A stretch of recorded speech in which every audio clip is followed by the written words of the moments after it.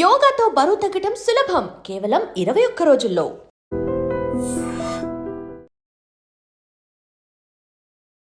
Almost ఇక ఖైరతాబాద్ గణేష్ నిమజ్జనోత్సవానికి సంబంధించి అన్ని ఏర్పాట్లు కూడా జరుగుతున్నాయి.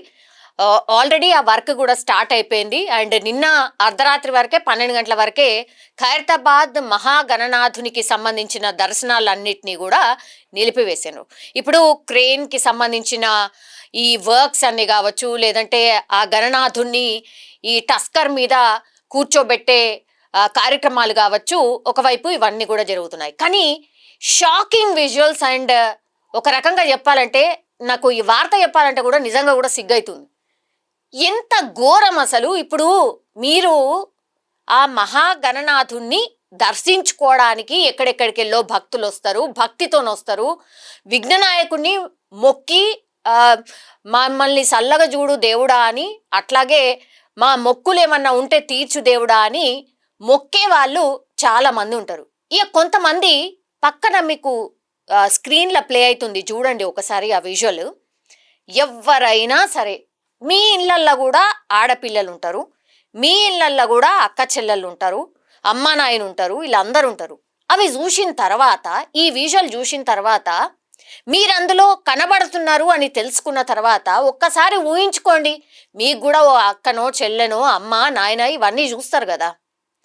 930 మందిని షీ టీమ్స్ ఆకతాయిలుగా గుర్తించి ఆడపిల్లల పట్ల ఏమంటారు దాన్ని, ఆకతాయిలు చేసే చేష్టలు ఏవైతే ఉంటాయో వాటన్నిటినీ కూడా వీడియో రూపంలో తీస్తూ, అంటే వాళ్ళకి తెలవకుండానే ఇప్పుడు మనలో లాగానే కలిసిపోయి వాళ్ళు కూడా ఈ వీడియోలోనే తీస్తున్నారు. ఎందుకంటే ఇట్లాంటి చిచ్చోరాలు, ఇట్లాంటి ఆకతాయిలు ఉంటారని తెలుసు కాబట్టే ఈ 9 రోజుల పాటు ఈ మహాగణనాథుని దర్శనం ముసుగులో ఆడపిల్లలు ఎక్కడైతే ఉంటారో అక్కడికి వెళ్ళి వీళ్ళు కూడా అందులో కలిసిపోయి దరిద్రమైన చేష్టలు చేసుడు. ఈ వీడియోలు చూసిన తర్వాతనైనా ఇంకా ఎవరైనా ఇసుంటి ఆలోచనతోని ఇంకా కూడా ఎవరైనా ఉంటే ఫస్ట్ మార్చుకోండి. షీ టీమ్స్ ఉన్నాయి కదా, షీ టీమ్స్ పట్టుకున్నప్పుడు చూద్దాంలే, షీ టీమ్స్ ఎంతమంది ఉంటారులే, ఇట్లాంటి ఆలోచనతోని ఉన్నవాళ్ళు ఎవరైనా ఉంటే అది కూడా మార్చుకోండి. మీ ఇజ్జత్ పోవడం కాదు, మీ ఇంట్లో ఉన్న వాళ్ళ ఇజ్జత్ తీసినట్టు లెక్క.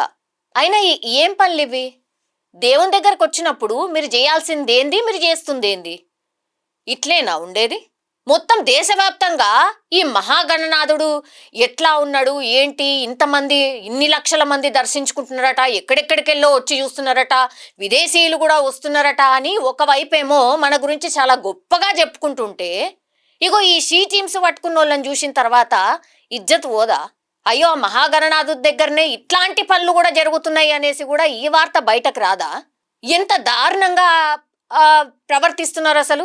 ఇందులో 930 మందిని షీ టీమ్స్ పట్టుకుంటే అందులో 55 మంది మైనర్లట. అసలు మీకేం తెలుసు? అసలు మీ ప్రవర్తన ఎట్లుండాలి? టీనేజ్ పోరగాలి చేసే చేష్టలు ఇవ్వేనా? ఎక్కడున్నారు ఏంది మర్చిపోయి సోయి లేకుండా ప్రవర్తించడం ఇదేనా? ఇట్లా ఈ వీడియోలు చూసిన తర్వాత చాలా మంది నెటిజన్లు, ఇక నేను చెప్పగాని ఇక మీరే అర్థం చేసుకోరు ఎట్లాంటి కామెంట్లు ఉంటాయి అనేది. మీరైనా సరే జనరల్లీ మీ వాళ్లకు మీ దగ్గరకు వచ్చేసరికి మీరెట్లా రియాక్ట్ అవుతారో ఇవన్నీ చూసిన తర్వాత జనాలు కూడా మరి అట్లనే రియాక్ట్ అవుతారు మీ మీద. 930 మందిని పట్టుకున్నారంటే 930 మందికి సంబంధించిన తల్లిదండ్రులను మీరు ఎక్కడ నిల్చోబెట్టినట్టు? ఒక రకంగా బోన్లో నిల్చోబెట్టిరా, లేకపోతే అసలు ఇక వాళ్ళని మొహం లేకుండా చేసినట్ట? ఇక మీరే అర్థం చేసుకోండి. ఈ 930 మంది దొరికిండ్రు ఇప్పుడు, అంటే కెమెరాలో జిక్కిరు కాబట్టి దొరికిండ్రు. ఇంకెంతమంది తప్పించుకున్నారో మరి ఇట్లాంటివి కూడా అనుకోవాల్సి వస్తుంది.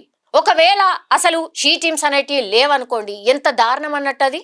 సెక్యూరిటీ వైజ్గా కూడా ఇగో ఇట్లాంటి వాళ్ళు ఎక్కువ మంది ఉంటున్నారు కాబట్టి లాస్ట్ టైం కూడా ఈ వార్తను మనం చూసినాం. నిమజ్జనోత్సవంలోనే షీ టీమ్స్ పెట్టిండ్రు. ఈ లెక్క కేవలం ఖైరతాబాద్ వినాయకుడి దగ్గర జరిగినటువంటి ఆకతాయిల లిస్ట్ మాత్రమే. రేపు నిమజ్జనోత్సవం ఉంది కదా, ఓ లక్షలాది మంది వస్తారు, అసలు ఆ గుంపులో ఏం జరుగుతుందో ఎవరికి కూడా తెలియదు, ఆ లైన్లలో ఏం జరుగుతుందో ఏమి తెలియదు అనుకుంటే ఈ వార్త చూడుండ్రి, అర్థం చేసుకోరి, నెత్తిలకి ఎక్కించుకోరి. లేకపోతే మీరు ఏడుంటారో తెలుసు కదా. ఈ 930 మంది ప్రస్తుతం పోలీస్ స్టేషన్లో ఉన్నారు. తర్వాత వీళ్ళని కోర్టులో కూడా ప్రవేశపెట్టబోతున్నారు. ఇక ఈ వార్త చూసిన తర్వాత మేం మారం, మమ్మల్ని ఎవరిని పట్టుకుంటారులే ఇట్లాంటి ఆలోచనతో కూడా చాలా మంది ఉంటారు. ఇది చూసిన తర్వాత కూడా మేము మారం అనుకుంటే మాత్రం మీ కర్మ.